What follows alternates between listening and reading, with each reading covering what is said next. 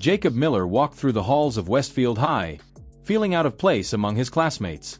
Unlike the other students, who came from wealthy families of doctors, lawyers, and business executives, Jacob was the grandson of a farmer.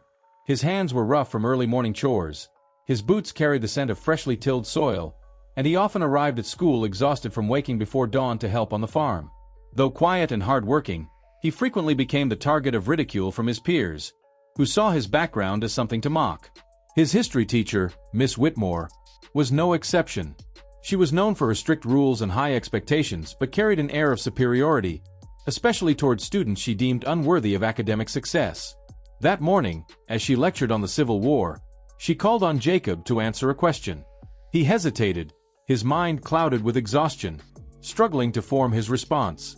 Miss Whitmore crossed her arms, her sharp voice cutting through the silence.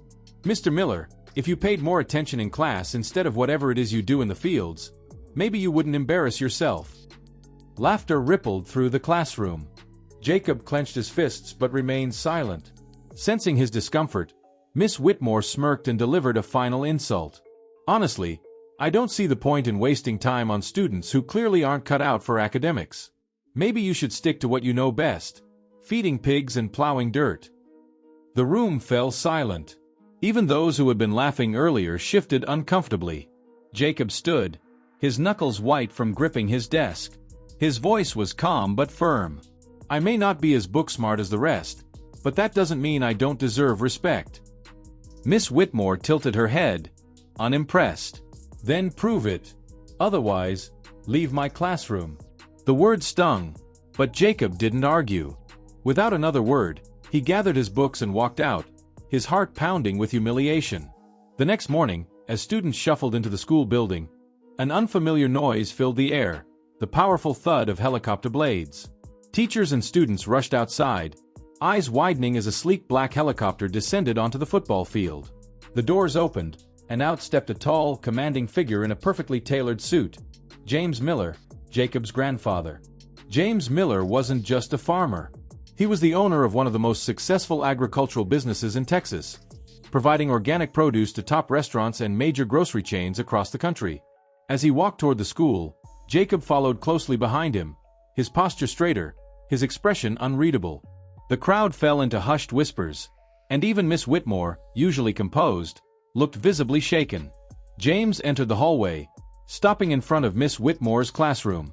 His deep voice carried through the corridor. "I understand there was an issue with my grandson in your class yesterday." Miss Whitmore blinked, caught off guard. "Mr. Miller, I assure you, I treat all my students equally." James raised an eyebrow and pulled a check from his coat pocket. "Is that so?" "Because this school receives significant funding from the Miller Foundation. I built the very science lab you take pride in and sponsor the history program you oversee. Yet, you saw fit to humiliate my grandson over his background." Miss Whitmore's face drained of color. The weight of the moment settled in as murmurs spread through the watching crowd. James continued, his gaze unwavering. "I raised Jacob to understand that hard work is honorable. Maybe you should educate yourself on that instead of looking down on the people who put food on your table." For the first time, Miss Whitmore had nothing to say. Jacob, who had been silent until now, finally spoke. "I don't need special treatment," he said. "I just want to be treated with respect, the same as anyone else." Miss Whitmore lowered her gaze, nodding stiffly. "I understand. I apologize, Jacob." A satisfied smile tugged at James Miller's lips. "Good," he said. "Because respect isn't given based on wealth or status. It's earned through integrity and hard work. And my grandson has both." The watching students erupted into cheers, many giving Jacob nods of admiration.